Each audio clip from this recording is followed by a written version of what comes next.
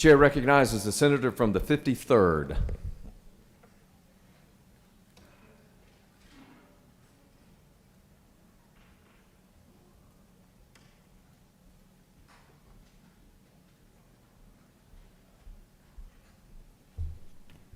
Thank you, Mr. President.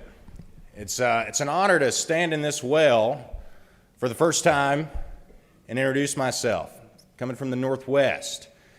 I used to serve over in the House, and this body always had the reputation of being deliberative.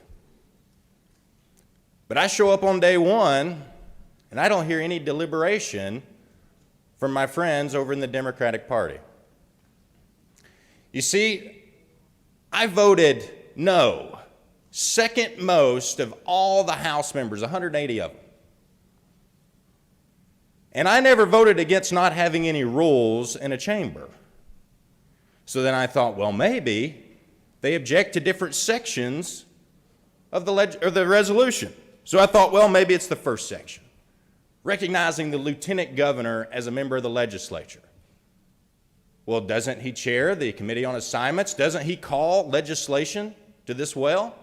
So that must not be it. Maybe it's section 2, where the president pro tem, contrary to popular belief, doesn't represent a caucus, actually represents the entire body. To the best of my knowledge, this body told the Secretary of the Senate to give a unanimous vote for the president pro tem.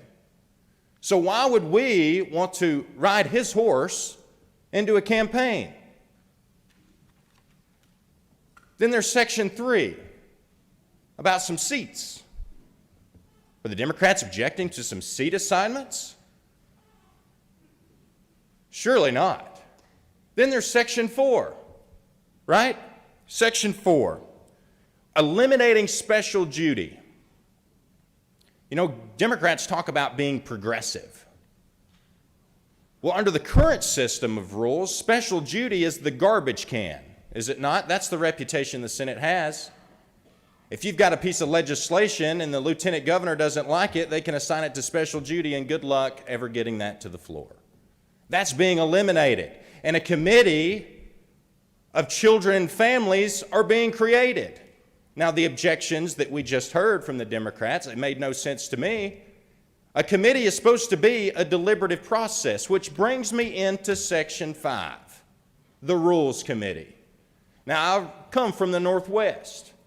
And as I walk around the state capitol, people come up to me and they say, "You're from the Northwest," and it has this reputation of authority and totalitarianism. Wonder why that is. Because in 2019, the rules were changed in the Rules Committee, and it gave the chairman and that committee the ability to strip any legislation coming out of any committee, a proper legislative process. I went to the University of Georgia, go Dogs. Charles Bullock in the legislative process, we always had this great idea of it, but that wasn't taking place in this body. Why would we ever want a rules committee to strip legislation and instantly put it onto the floor for us to vote on? It makes no sense to me. I'm not an authoritarian. MSNBC constantly says that the Democrats are for democracy. Why would you not want this rule to be changed? And then we hear about section 6 and 7, and I think you're just creating problems. Do we not already have legislative immunity during session? If I'm speeding down Interstate 75 to get here, the executive branch cannot stop me. We should have the ability to speak freely with third parties about the legislative process. Hopefully, we will not become so divided in our society and in our government that I have to one day worry about a governor sending an executive branch or prosecuting me in a way of something I said to a third party. This is a freedom of speech, legislative privilege in section 6 and 7. I ask that we vote favorably for these rules. Let's get down to business, folks, and I yield the well.